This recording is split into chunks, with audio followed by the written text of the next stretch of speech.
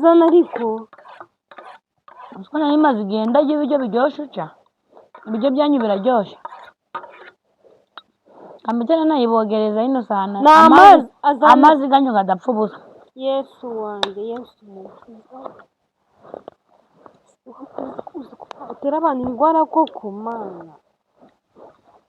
Dore irasa neza ndi wigura yoza. Nayogereje. Cyo kinyamupfura wakigiye. Ndi wigura yoza dore Bakurereye muri bote, bakurereye.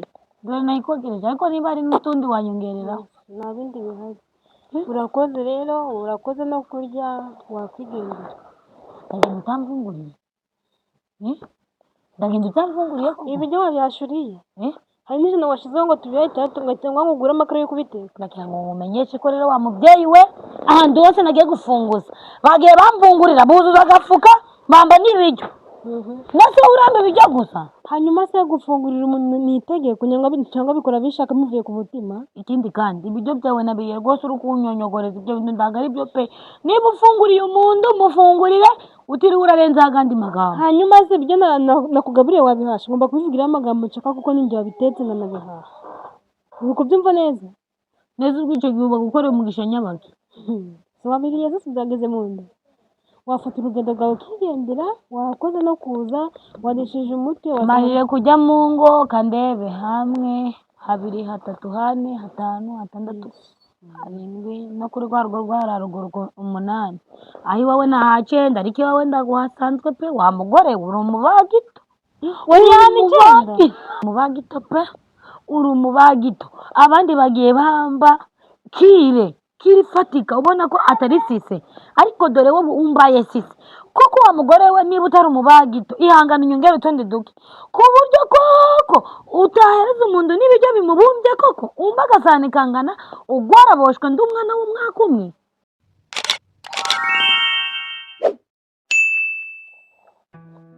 Wajyaga wa mugore wa mucucu utandeza bari ukajyaga witonda. Yego maje nabyo wajya witonda cyangwa bikukaga bisiza mu nzu ukagenda.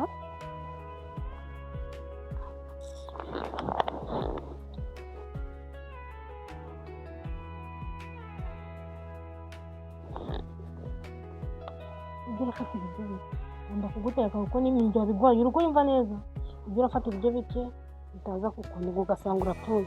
Uretse ko abantu ibyo byinshi nimba udaheruka no kujya gute byaba ari bibi. Umuntu udaheruka kujya ariyo gute ukuntu uri kujya wasanga unapfuye. Igihe ibyo bike nibyo n'amuntu urabikora. Ese abatuye warajugunye mana wambo ukamira se byibuze ushaka kuneza ibibazo mana we akushaka ko bamfunga. Waje ndi kubona uri umwana mwiza pe ariko de ushaka kuneza ibibazo.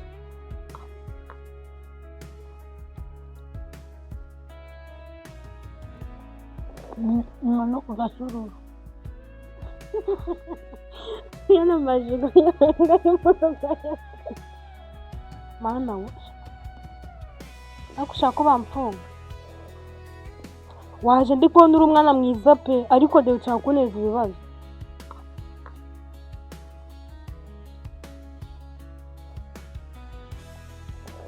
no kugasururu aha nabushira buhaba ubyumve neza ubishyira mu mutwe wawe utangiye kundakana.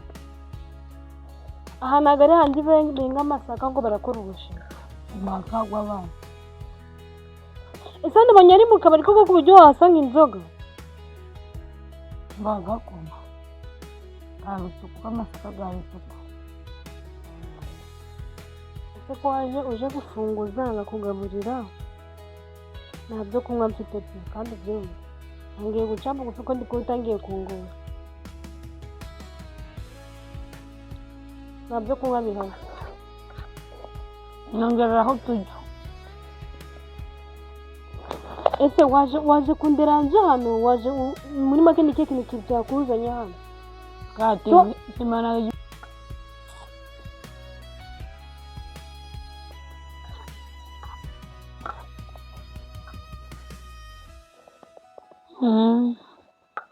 ngubu yivuta uko kuba mukecuru we wavuga ko uzizi iyo ni inzara gusa ufite ntabwo harimo n'ubusambo. Nkiga ntabwo mfite umwana wanjye nkamenya ngo ndapfuye birarangiye. Ese n'abakazana ufite nta n'abana ufite, abana bazi ko witwara gutyo. Bose barandaye. Ni gute ngenda n'abandi umwana ngabona n'umukecuru ameze umuntu ugenda ari gusabiriza amagona n'ikinyabupfura. Yakoze agira vuga umvira mugabo agiye ndagusanga hano ugasanga bibyaye ibindi. Ese ngaho ugira vuba nabonye ufite ubusambo bumeze nk'ubw'inka ugira vuba umvira.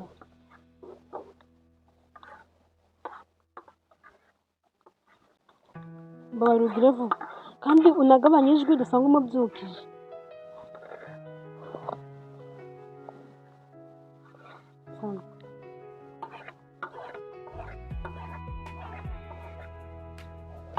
Ngaho sinasuba mara ego mara.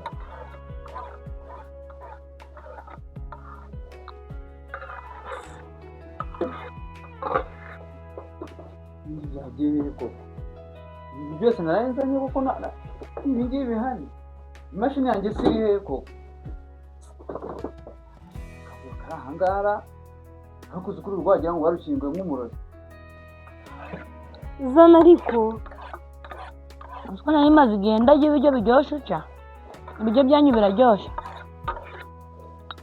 Amatara nayibogereza ino sana. Amazi ganyu gadapfa ubusa. Yesu wanjye Yesu. Utera abantu indwara koko mana. Dore irasa neza ndi wigura yoza. Nayogeje. Cyo kinyamupfura wakigiye. Ndi wigura yoza dore bakurereye muri bote bakurereye. Dore nayikogereje ariko niba ari n'utundi wanyongerera. Nta bindi bihaze. Urakoze rero urakoze no kurya wakwigendera. Ndagenda utamvunguriye. Ndagenda utamvunguriye ko ibiryo wabyashuriye. Hari n'ijana washizeho ngo tubihe cyangwa ngo ugure amakara yo kubiteka. Ndagira ngo umenyeshe ko rero wa mubyeyi we ahantu hose nagiye gufunguza bagiye bamvungurira buzuza agafuka mpamba n'ibiryo. Nase urambe ibiryo gusa. Hanyuma se gufungurira umuntu ni itegeko cyangwa bikora bishaka muvuye ku mutima. Ikindi kandi ibiryo byawe nabiye rwose uri kunyonyogoreza ibyo bintu ndaga ari byo pe. Niba ufunguriye umuntu mufungurire utiriwe urarenza agandi magambo. Hanyuma se ibyo nakugaburiye wabihasha ngomba kubivugira amagambo nshaka kuko ninjye wabitetse nanabihaha. Nuko byumva neza. Neza ubwico gihuba gukora umugisha nyabaki. Wabiriye zose zageze mu nda. Wafata urugendo rwawe ukigendera wakoze no kuza wadishije umuti mahire kujya mu ngo kandebe hamwe habiri hatatu hane hatanu hatandatu arindwi no kuri rwarwo rwararugurwa 8 aho iwawe na 9 ariko iwawe ndaguhasanzwe pe wa mugore uri umubagito pe uri umubagito abandi bagiye bamba kire fatika ubona ko atari sise ariko dore wo umbaye sise koko wa mugore we niba utari umubagito ihangana inyongera utundi duke ku buryo koko utahereza umuntu n'ibiryo bimubumbye koko umbagasani kangana ugwaraboshwe ndi umwana w'umwaka umwe wa mugore uri umubagito umugabo we yaragowe uzarinda upfa utabonye ingoma y'ijuru uzapfa utageze ingoma y'ijuru utayigejeje iryera uzabibona wa mugore ntabushoboye umugabo we yaragowe dore pfa kumvungurira unshiremo mbere yuko ngugaburiye ukajya mbese ndaguramvungurira hanyuma ibyo wariye wabashimye ko ndi kukubaza mbere yuko ngugaburiye ibiryo byanjye ukabimara utangiye no kubicurira ngo ntabwo ibyo bise wabihasha se ese nta n'isoni ufite ahagaze umuco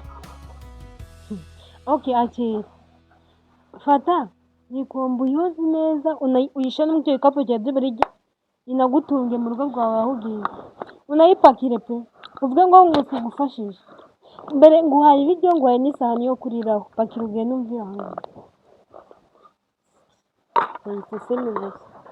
mani guhumugisha hanyuma ngo ubone urenga ugeze ku gipangu nese ndagenda utambaye imyenda n'ingweto